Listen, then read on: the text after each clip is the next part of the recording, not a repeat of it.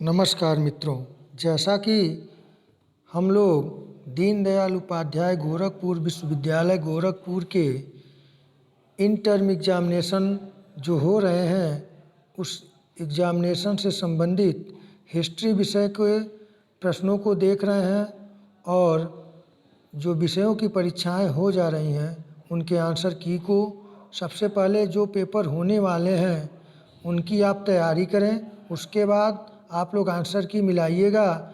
Answer की बनाने का मेरा मुख्य उद्देश्य यह है कि आप लोगों को जो रिपीटेड प्रश्न है उससे लाभ मिले और साथ ही साथ विषय से संबंधित प्रश्न किन टॉपिकों से कैसे बन रहे हैं इससे आपको थोड़ा सा जानकारी हो और आप पाठ्यपुस्तक से संबंधित विषय को पढ़कर परीक्षा में अच्छे अंक प्राप्त करें। तो आइए, जो आज बीए फर्स्ट सेमेस्टर के इतिहास विषय का फर्स्ट पेपर था, HIS 101, पेपर का नाम था an introduction to the study of history 2+0 का ये क्रेडिट का था। CBCS मूड में परीक्षा हुई। आज 28/1/2023 फर्स्ट मीटिंग था। पेपर आईडी आपके सम्मुख हैं, 8601 पेपर आईडी है। तो आइए 40 प्रश्न जो आए थे उनके आंसर पर विचार करें। पहला प्रश्न पूछा गया था आपसे, आयुर्वेद किसका उपवेद है? इस प्रश्न का सही उत्तर है ऑप्शन ए, ऋग्वेद का। कल जो मैं रात में वीडियो डाला हूँ आप देख सकते हैं, हूबहू प्रश्न बने हैं, उसमें मैक्सिमम प्रश्न है जिन प्रश्नों को मैं उसमें कराया हूँ। अगर यह वीडियो आप लोग देखे होंगे तो आप लोग 35 प्लस में जाए होंगे, किए होंगे ज़रूर। तो आप लोग देखें ज़रूर। आज की वीडियो में सेकंड पेपर से संबंधित भी प्रयास करूंगा कि आज शाम तक 10 बजे तक डाल दें। आइए अगले प्रश्न को देखें।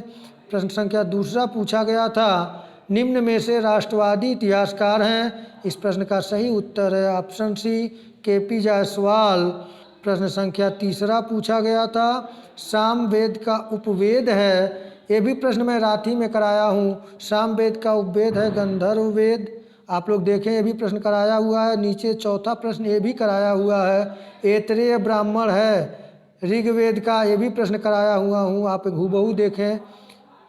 औरंगजेब का इतिहास रचना है, ये भी प्रश्न कराया हूँ, आप देख लें। यदुनाथ सरकार की ये पुस्तक है। अगले प्रश्न को देखें।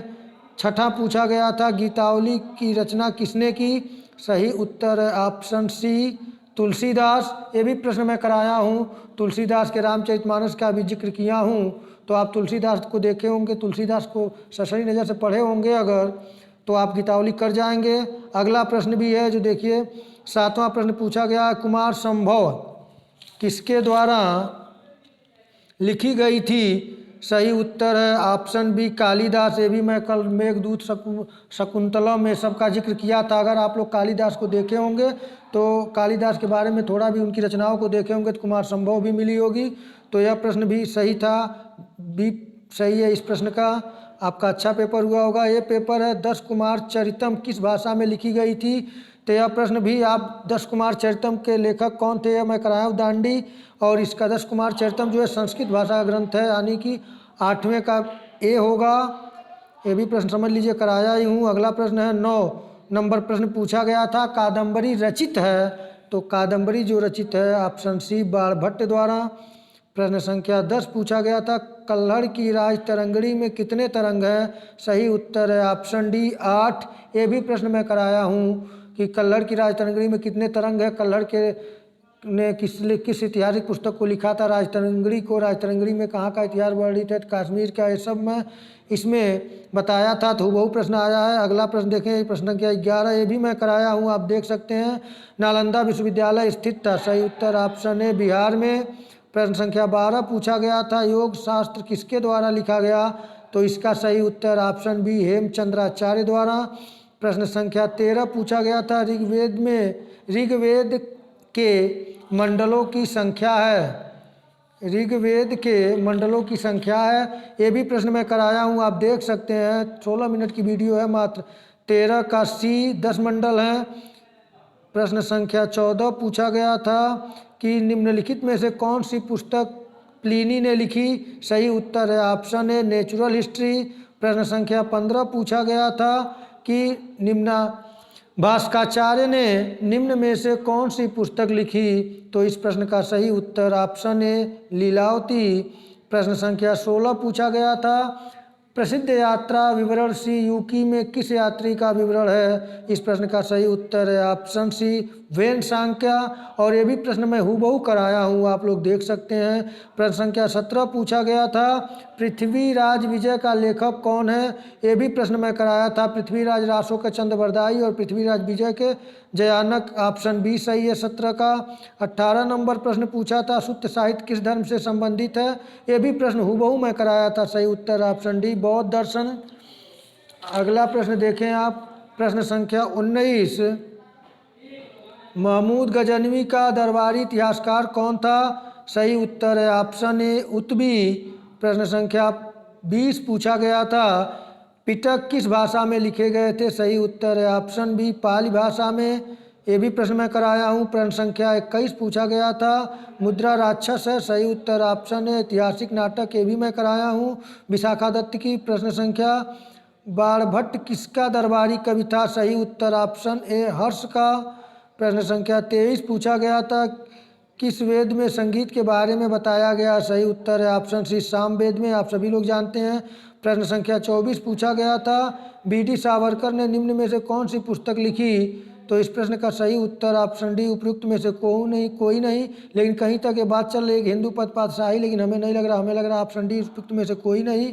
आइए अगले प्रश्न को देखें। प्रश्न संख्या 25 पूछा गया था महाभाष्य किसने लिखा? तो महाभाष्य किसने लिखा? इस प्रश्न का उत्तर जो होगा, इस प्रश्न का जो सही उत्तर होगा वह महाभाष्य किसने लिखा था का कि सही उत्तर ऑप्शन बी पतंजलि। प्रश्न संख्या 26 पूछा गया था इतिहास राष्ट्र की स्मरण शक्ति है, यह कथन किसका है? सही उत्तर है ऑप्शन है राधा किशन। ये पहले की वीडियो में मैं बनाया हूँ। आइए अगले प्रश्न देखें। 27 नंबर प्रश्न पूछा गया था सर्वप्रथम हिस्ट्री शब्द का प्रयोग किसने किया था? इस प्रश्न का सही उत्तर ऑप्शन है हेरोडोटस, जो कि इतिहास का पिता माना जाता है। प्रश्न संख्या 28 पूछा गया था राजा को प्रतिदिन कुछ समय इतिहास श्रवण में लगाना चाहिए, यह सही उत्तर किसका है? इस प्रश्न का सही उत्तर जो होगा वह होगा ऑप्शन बी चाणक्य। और प्रश्न संख्या 29 पूछा गया था इतिहास क्या है नामक पुस्तक किसके द्वारा लिखी गई? तो इस प्रश्न का सही उत्तर ऑप्शन सी E.H. कार। और प्रश्न संख्या 30 पूछा गया था अर्थशास्त्र किसने लिखा? ये भी प्रश्न मैं कराया हूँ हूबहू। सही उत्तर है ऑप्शन ए कौटिल्य। प्रश्न संख्या 31 पूछा है निम्न में से कौन सा यजुर्वेद का उपवेद है? सही उत्तर है ऑप्शन ए धनुर्वेद। ये भी प्रश्न मैं कराया हूँ, आप देख लें। प्रश्न संख्या 32 पूछा गया था आगम किस धर्म से संबंधित है? सही उत्तर है ऑप्शन सी जैन धर्म से। और प्रश्न संख्या 33 है मोहनजोदड़ो संबंधित है, आप सभी जानते हैं अपनी प्राचीन सभ्यता सिंधु सभ्यता से। 33 का ऑप्शन डी सही होगा। प्रश्न संख्या 34 पूछा गया था हूबहू मैं प्रश्न पूछा था पुराणों की संख्या है ऑप्शन ए 18। और सबसे पुराना वेद कौन सा है? बहुत ही आसान प्रश्न है, सही है ऑप्शन ए ऋग्वेद। ये भी कराया गया है पहले की वीडियो में। प्रश्न संख्या 36 पूछा गया था शतपथ ब्राह्मण का लेखक कौन था? यह प्रश्न थोड़ा डाउट में था, लेकिन इसका सही उत्तर जो है ऑप्शन ए याज्ञवल्क्य को लोग मानते हैं शतपथ ब्राह्मण के लेखक हैं। प्रश्न संख्या 37 पूछा गया था चरक संहिता में कुल कितने स्थान हैं? सही उत्तर है ऑप्शन डी 8 स्थान है। 8 उसमें जो 8 चरण है उसे 8 स्थान हैं। 37 का डी होगा।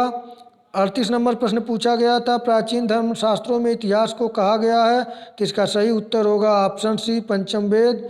प्रश्न संख्या 39 भारतीयों को लेखन ज्ञान कला का ज्ञान नहीं था, यह बात किसने लिखा है? तो सही उत्तर होगा ऑप्शन ए मेगस्थनीज।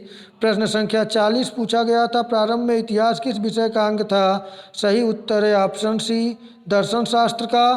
तो मित्रों ये 40 प्रश्नों का मैं आंसर की एकदम सटीक दिया हूँ और मुझे प्रसन्नता हो रही है कि मैंने जो प्रश्न बनाए आपको 50 प्रश्न में जो एनालिसिस किए उसमें से मैक्सिमम प्रश्न 35 प्लस प्रश्न मिले हैं। आप लोग इसे देखेंगे, मिलाएंगे। उसके पहले सेकंड पेपर की तैयारी करें और थर्ड पेपर की तैयारी करें। पहले के कुछ वीडियो मेरे पड़े हैं और मैं पेपर से पहले रात 10 बजे तक ज़रूर मैं जारी कर दूंगा। आप लोग अच्छे तरीके से तैयारी करें और आगे अपने जीवन में अपने सपने को जो लक्ष्य बनाए होंगे उसको साकार करें। अगला पेपर आपका बहुत बेहतर हो। इसी के साथ, इसी शुभकामनाओं के साथ आज इतना ही। नमस्कार।